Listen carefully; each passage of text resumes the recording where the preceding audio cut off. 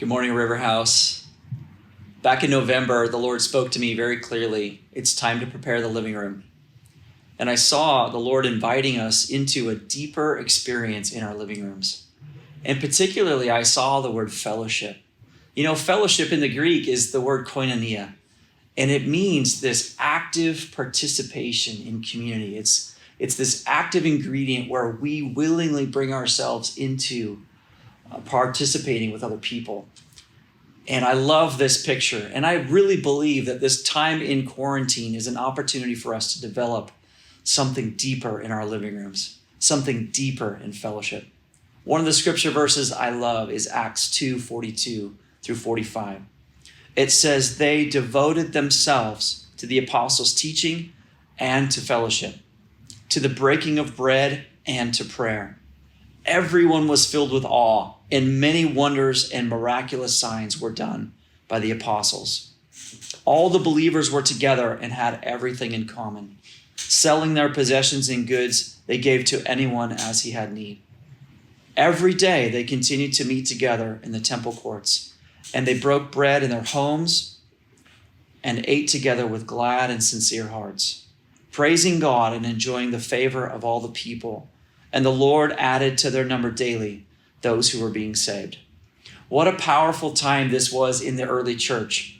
God had just poured out his Spirit upon all the people in Jerusalem. And now the church was responding. And I think this is such a beautiful picture of the partnership that God invites us into in this thing called church, where there's certain things that only God can do. Only God can pour out his Spirit like he did here in Acts 2. And yet the people of God, they actively devoted themselves to the right things. The four things they devoted themselves to were to the apostles' teaching, to breaking of bread, to fellowship, and to prayer. What a beautiful picture this is of the people of God responding and devoting themselves to the right things. You know, this word devoted, one translation says they continually devoted themselves, meaning this became a habit. This became a lifestyle that they lived, continually devoting themselves.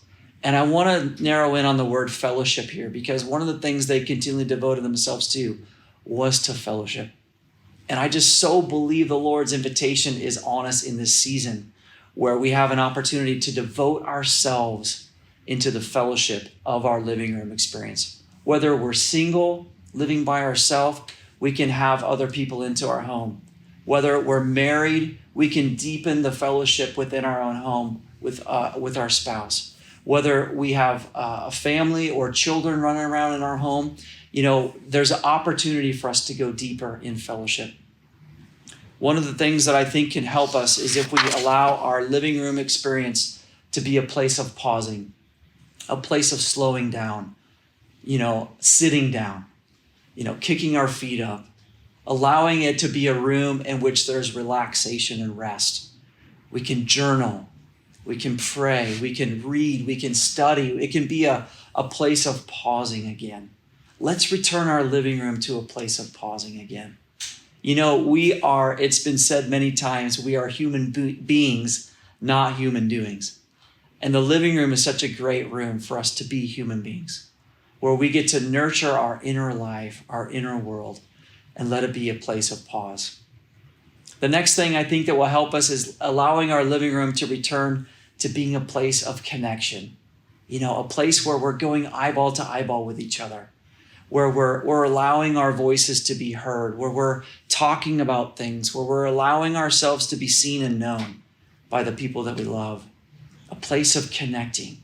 One of the ways we can do that is we give ourselves and other people in our living rooms a place to feel. We give them permission to feel. You know, when we're parenting our children, one of the best things we can do is give them permission to feel. Because when we give each other permission to feel, it opens our hearts. And open hearts is how we produce deep bonding and deep connection with each other.